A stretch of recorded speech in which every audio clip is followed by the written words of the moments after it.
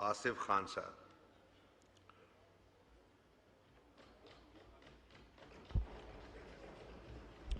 शुक्रिया जनाब स्पीकर साहब। बिस्मिल्लाहिर्रहमानिर्रहीम। इय्याका नअबुदु व इय्याका नस्तईन।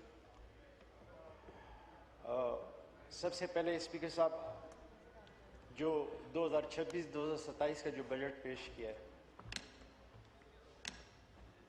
इस पे बहस करने से पहले मैं चंद बातें करना चाहता हूँ। जमहूरियत जो है वो सियासी आज़ादी का नाम है। जमहूरियत जब चलती है कि जब इंसानी हकूक़ की पासदारी की जाए। जमहूरियत का ये नाम नहीं किसी सियासी बंदे को एक सियासत की वजह से नाहक कैद में रखा जाए, एक सज़ा दी जाए। जमहूरियत इसे नहीं कहती। हमारा मुल्क तब तक तरक्की नहीं कर सकता और ना ही माशी इस्तेकाम तब तक नहीं आ सकता जब तक सियासी इस्तेकाम ना हो,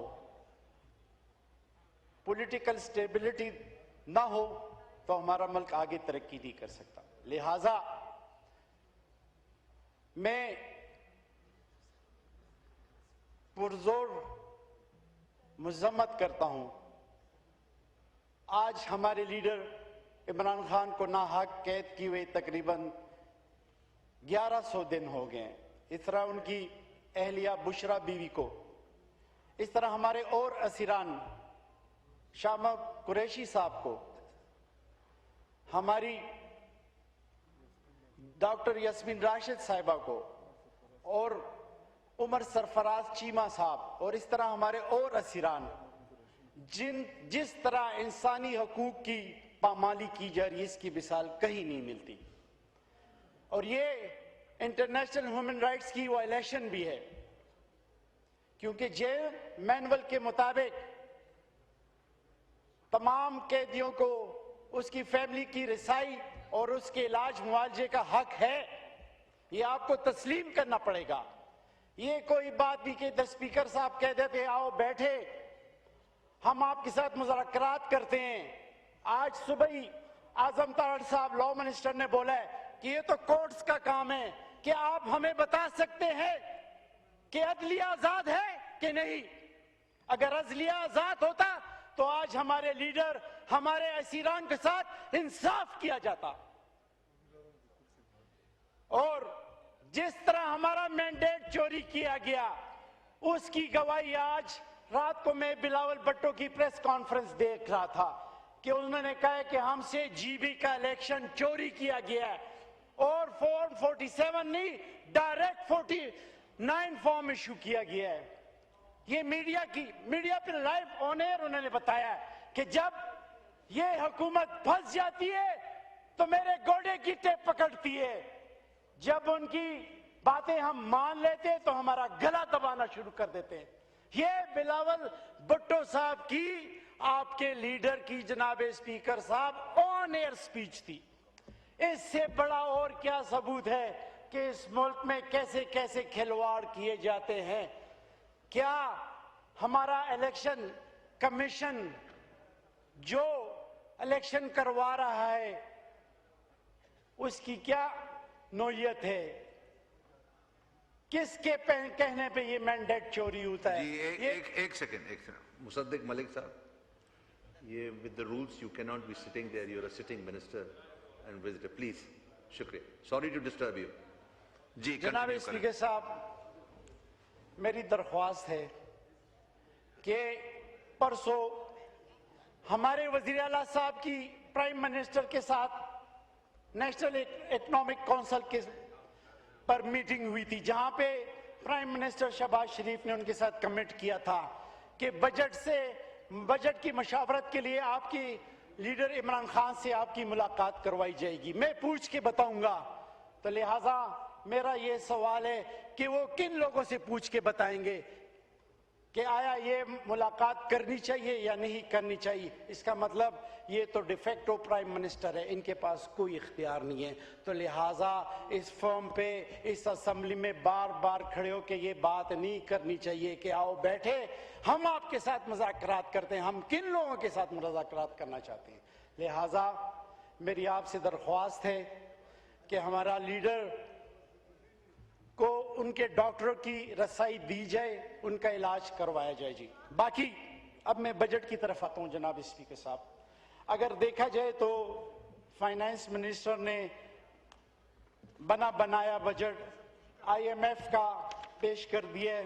उन्होंने खुद भी तकरीबन कल सुबह ही रीड किया होगा। 53 सफ़ात पे मुश्तमिल ये बजट था, जिसमें उन्होंने 18 ट्रिलियन का ये बजट पेश किया है, जिसमें तकरीबन 7 अरब जो बजट में जो डेफिसिट आ रहा है वो कर्जे की मद IFM से लिया जाएगा और अपने ये अखराजात पूरे किए जाएंगे। जनाब स्पीकर साहब, सबसे बड़ी जो अहम बात है, बड़े अफसोस से कहना पड़ता है कि हमारे तालीम के लिए 200 अरब रुपया इस बजट में रखा गया और किसानों के लिए 500 अरब रखा गया है, मगर बेनज़ीर इनकम सपोर्ट के लिए 850 अरब रुपया रखा गया है। ठीक है, रखे आप, मगर हम नहीं चाहते हमारे कौम, हमारे मुल्क के नौजवान ये एक तरफ हाथ फैलाने वाली बात है। उनके लिए खैरात नहीं चाहिए, हमें उनके लिए रोजगार के मौके चाहिए। आप उनको रोजगार दें, जिस तरह उस वक्त हमारे मुअज़्ज़ज़ अहमद ने सामने कहा है कि AI के लिए, IT के लिए आपके उनके लिए क्या प्रोग्राम है? कोई प्रोग्राम नहीं है। किसानों को देखें,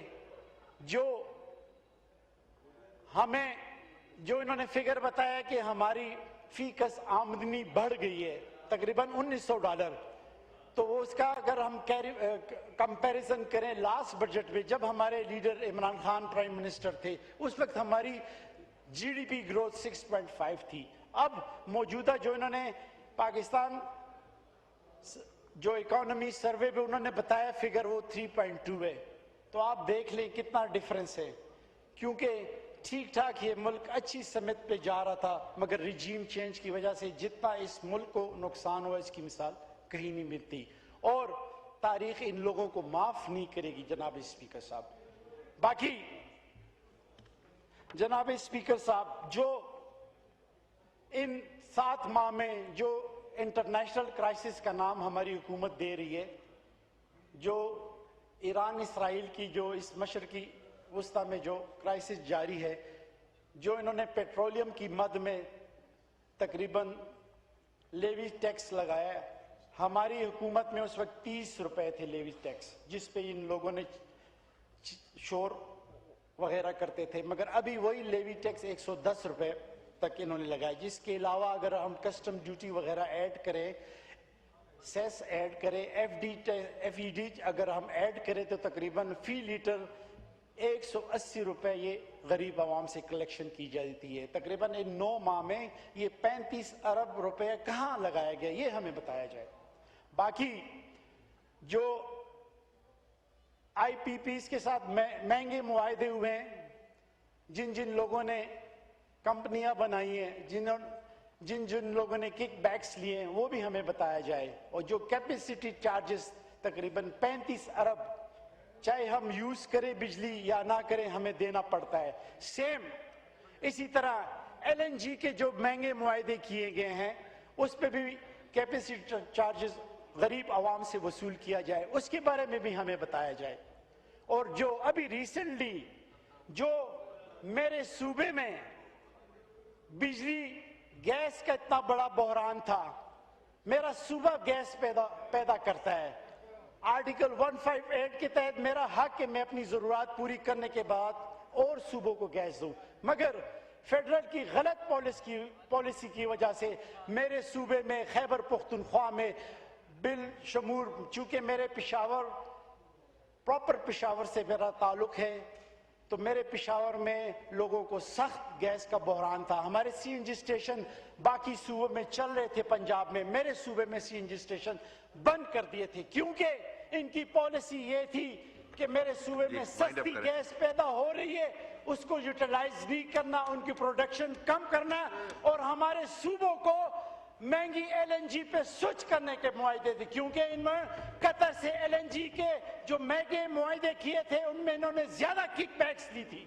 शुक्रिया। इसलिए मेरी आपसे इस फॉर्म में रिक्वेस्ट है कि आप हमें लोकल प्रोडक्शन की तरफ क्यों नहीं जाए। हमारी लोकल गैस हमें सस्ती पड़ती है, हमें क्यों स्विच किया जा रहा है, हमें क्यों महंगी एलएनजी की तरफ ले जाया जा रहा है। बाकी मेरे शुक्रिया। सूबे में इस वक्त सर वाइंड अप करें, आप 11 मिनट हो गए, प्लीज वाइंड अप, आखिरी बात बोले, सिर्फ माइक खोले, आखिरी सर, बात करें। बिल्कुल आखिरी बात सर। मेरे सूबे में बिजली का बहुत सख्त बुहरान है। जिस तरह मेरे फाजिल एमएनए साहब ने भी बताया, तकरीबन 18 घंटे लोड शेडिंग होती है। मेरे हल्का 99% बिलिंग एरिया है। ना तो हमें ट्रांसफार्मर रिपेयर करके दिया जाता है, ना इनके पास स्टाफ है। मुझे नहीं लग रहा ये कैसे पेस्को चल रहा है। बाकी जो हमारे पेस्को मुलाजमीन के लिए जो इन्होंने यूनिट, आप लोगों ने जो पॉलिसी बनाई इस हुकूमत में कि 200 यूनिट जो सब्सिडीज है वो भी ख़त्म कर रहे हैं और सरकारी मुलाजमीन के, मगर उसके लिए मेरी ये राय है कि आप सरकारी मुलाजमीन को जो फैसिलिटी दे रहे हैं उनके लिए इसके अलावा कोई पैकेज दिया जाए। बाकी सर ठीक है, शुक्रिया सर एक लास्ट सर, शुक्रिया जी।